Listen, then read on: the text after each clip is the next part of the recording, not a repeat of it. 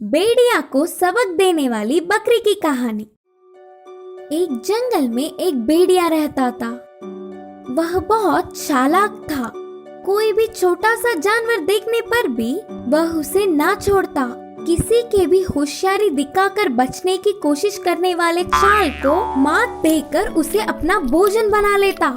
उसी जंगल में एक छोटा सा घर में एक बकरी अपने 3 बच्चों के साथ रहती थी। वे सब घास चरने के लिए बाहर आने पर बकरी के बच्चों को देख वह भेड़िया के मुंह में पानी आ जाते थे। बकरी के बच्चे बहुत ही नरम हैं। माँ के ना होने के समय पर माँ के बिना मुझे किसी एक दिन अकेले मिलेंगे ही, तब लूंगा उनकी खबर। सोचकर उन बकरी के बच्चों को खाने के लिए भेड़िया अक्सर कोशिश करता था, लेकिन हमेशा माँ बकरी के पहरा देने पर उसे मौका नहीं मिलता। एक दिन खाम से माँ बकरी को बाहर जाना पड़ा था।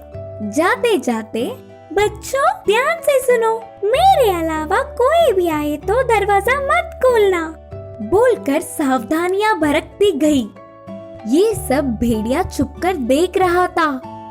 यही समय है, माँ बकरी के वापस आने तक किसी भी तरह बकरी के बच्चों को खाना है, सोचकर एक चाल सोची। माँ बकरी के जाने के कुछ समय बाद भेड़िया बकरी के घर आकर कहा, बेटे मैं तुम्हारी माँ, दरवाजा खोलो बच्चों। अंदर के बच्चों को वह अपनी माँ की आवाज जैसे नहीं लगी। हमारी माँ की आवाज तो ऐसे नहीं होती, उन बकरी के बच्चों ने कहा, और भेड़िया चला गया। कुछ देर बाद दूसरी चाल से फिर आ गया। अब बकरी के आवाज में, दरवाजा खोलो बच्चों, कहा। माँ आ गई करके दरवाजे के छेद से बच्चों ने देखा तो खाले पैर दिखे। नाना तुम हमारी माँ नहीं हो, हमारी माँ के तो सफेद पैर होते हैं, उन बकरी के बच्चों ने कहा। ये तो बच्चे ही है सोचा, लेकिन ये तो मुझसे भी चतुर सोचने लगे।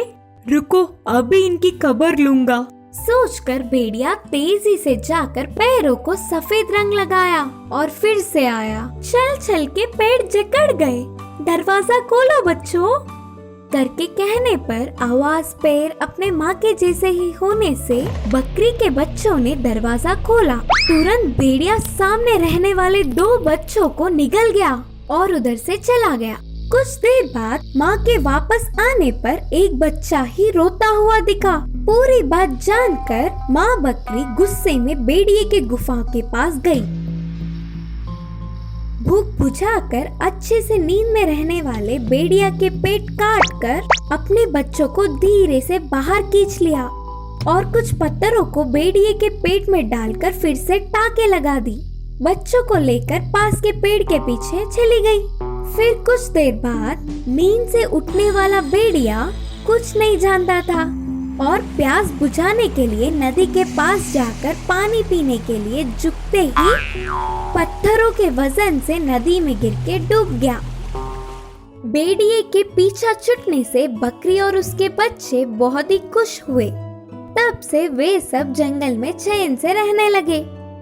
इस कहानी की शिक्षा है कि हमारी दृष्टि और सोच का सीधा हम पर ही असर होता है। भोजन पहाड़ी। एक जंगल में नदी के किनारे एक चींटी, एक चूहा और एक मेंढक रहते थे। उधर ही पास में एक पहाड़ था। उस पहाड़ी का नाम भोजन पहाड़ी था। उस भोजन पहाड़ी पे चींटी, चूहा, मेंढकों को पर्याप्त भोजन मिलता, तो इनमें चींटी, चूहा, मेंढक को उनमें शामिल नहीं करते थे। चींटी और चूहा मेंढक मूर्ख है सोचकर उसे चिढ़ाते थे, उनसे दूर ही रखते थे। लेकिन मेंढक तो उनसे दोस्ती करने के लिए हमेशा प्रयास करता था। मेंढक हर रोज सुबह ही नींद से उठकर खाने के लिए जल्दी चलता हुआ भोजन पहाड़ी जाता। लेकिन चींटी और चूहा तो धीरे से उठकर छोटे रास्ते में मेंढक से भी पहले भोजन पहाड़ी पहुंच जाते। उतना ही नहीं, उधर वे उनके लिए पर्याप्त भोजन से भी अधिक खाना ले जाते। बेचारे पीछे आए हुए मेंढक को कुछ भी नहीं मिलता। पर्याप्त भोजन न मिलने के कारण मेंढक हर रोज बहुत ही कष्ट झेलता था। ऐसे चलते एक बार एक बड़ा सा तूफान आया। उस तूफान से उधर की नदी में बाढ़ आ गया और पूरी फर्श कीचड़ से मैला हो गया। ऐसे मुश्किल के वक्त में भी मेंढक को कोई तकलीफ नहीं हुई, क्योंकि मेंढक तो उभयचर था ना। वह पानी में भी अच्छे से इधर उधर तैरते हुए मिला हुआ खाना खाया। चींटी और चूहे को तो बहुत मेहनत करना पड़ा। चींटी के टील में पानी आ गए और चूहे के बिल तो नदी में डूब ही गया। किसी भी तरह वे इधर उधर कोने में छुपकर अपने आप को बचा लिया। बारिश रुकने के बाद मेंढक भोजन के लिए उछलता हुआ कीचड़ में भी कोई कष्ट न होते हुए जल्दी पहुंच गया। लेकिन चींटी और चूहा तो तभी धीरे से परेशान होते हुए भोजन पहाड़ी के पास चल पड़े। चींटी ने कहा, दोस्त, पहाड़ी के ऊपर पहले जाने वाला मेंढक हमारा भोजन भी खा लेगा ना? हाँ, शायद हमारा आज भूख से मरना तय है। आखिर में निराश होकर धीरे से पहाड़ी के ऊपर आने वाले चींटी चूहे को पर्याप्त भोजन दिखा। एक क्षण भी देर ना करते हुए जल्दी से अपने पेट भर लिए। सच में भूख की पीड़ा जानने वाला मेंढक पर्याप्त भोजन ही लिया और पीछे आने वाले के लिए भी खाना बचाया। इससे वे दोनों मेंढक को समझ गए। उनकी तरह ही ये भी ऐसे ही सारा खाना खाया होता तो आज उनकी हालत क्या होती, वे समझ गए और वे दोनों जाकर मेंढक से माफी मांगे। उसके बाद से पहाड़ी पे मिलने वाला भोजन मिलकर खा के दोस्ती से चींटी, चूहा और मेंढक खुशी से रहने लगे। जली हुई पूंछ वाला बंदर। एक जंगल में नदी के किनारे एक बड़ा सा पेड़ था। उस पेड़ पे घर बनाकर एक बंदर रहती थी। एक दिन उस बंदर को खीर बनाकर पीने की इच्छा जागी, तो तुरंत उस जंगल के पास के गांव में गई। एक घर में घुसकर एक बड़ा सा कटोरा चुरा गई। ऐसे ही अलग अलग जगहों से खीर बनाने के लिए जरूरतमंद चीजें उठा लाई। जंगल में उसके रहने वाले पेड़ के नीचे आकर पत्थर जमा करके चूल्हा रखा। उस पर कटोरी रखकर बाद में खीर बनाने के लिए जरूरती चीजें डाली। कुछ देर बाद खीर उबल गया, लेकिन उसे मिलाने के लिए चम्मच तो नहीं था। तो बंदर ने अपनी पूंछ से खीर मिलाई। और क्या होना था, वह बंदर की जलन से वह पूरा जंगल चिल्लाती हुई भागती हुई घूमना शुरू कर दिया। ऐसे भागती हुई बंदर को लोमड़ी ने देखा। क्या हुआ बंदर दोस्त, ऐसे चिल्लाते हुए क्यों पीड़ित हो रही हो? हुआ क्या है? मुझे खीर पीना था। खीर मिलाने के लिए चम्मच नहीं था, इसीलिए मेरी पूंछ से मिलाया। जलन, बंदर ने पीड़ा में कहा। इससे लोमड़ी ने कहा, अच्छा, मेरे घर आ जाओ, घर में स्वादिष्ट कुछ ना कुछ तो होगा ही, खा लेना। इससे बंदर को बहुत खुशी हुई।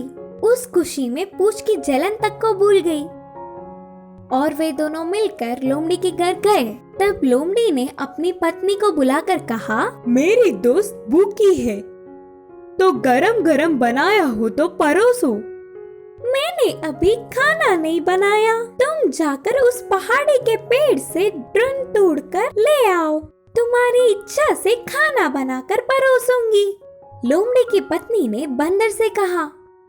पहले ही भूखी होने से बंदर जल्दी जल्दी जाकर ड्रोन लाकर दिए। लोमड़ी की पत्नी उन्हें लेकर अंदर जाके खाना बनाना शुरू किया। लोमड़ी बंदर से बातें करने लगा और कुछ ही देर बाद स्वादिष्ट खुशबू आ रही थी। बंदर के मुंह में पानी आ गए और लोमड़ी की पत्नी ने अभी भी भोजन के लिए नहीं बुलाया। दोस्त, मैं जाके देख आऊंगा, बोलकर लोमड़ी अंदर गया। गए हुए बहुत देर होने पर भी वापस नहीं आया। बंदर को फिर से पेट में चूहे दौड़ने लगे, तो ना रोक पाते हुए धीरे से अंदर जाकर देखी और क्या था, उधर लोमड़ी और उसकी पत्नी दोनों पूरा भोजन गरम गरम खाकर खराटे मारते हुए सोते हुए दिखे। उसके लिए थोड़ा सा भी नहीं बचाया, पूरा खटोरा खाली कर दिया। इससे बंदर बहुत उदास हुई। जानते हुए भी इस चालबाज लोमड़ी पर विश्वास करना मेरी मूर्खता है, सोचकर भूखी ही घर के रास्ते चल पड़ी। इस कहानी की सीख है कि हर किसी पर अंधविश्वास नहीं करना चाहिए।